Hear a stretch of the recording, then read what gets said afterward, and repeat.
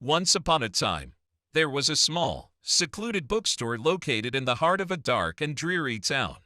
The shop was called Bloodcurdling Books, and it was said to be cursed.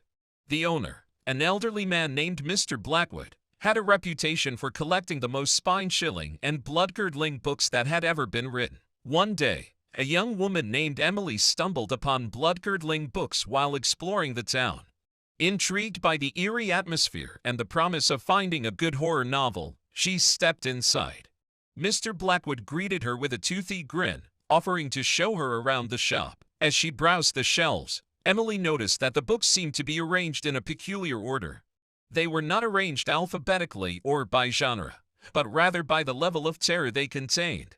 The closer she got to the back of the store, the darker and more sinister the books became. Mr. Blackwood approached Emily and whispered, "I have a special book that I think you'll like." He produced a small, leather-bound volume from beneath the counter and handed it to her.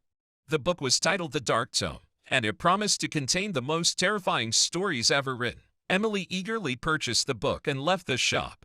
She spent the next few nights reading The Dark Tome, unable to tear herself away from its pages. But as she delved deeper into the book, strange things began to happen around her. She started to see shadowy figures lurking in the corners of her room, and heard strange whispers in the dead of night. The once cozy and welcoming atmosphere of her apartment now felt cold and foreboding. Emily began to feel as though she was being watched. One night, she woke up to find the book levitating above her bed, its pages flipping frantically. Suddenly, the room was filled with a blinding light, and Emily felt a cold, clammy hand grab her ankle.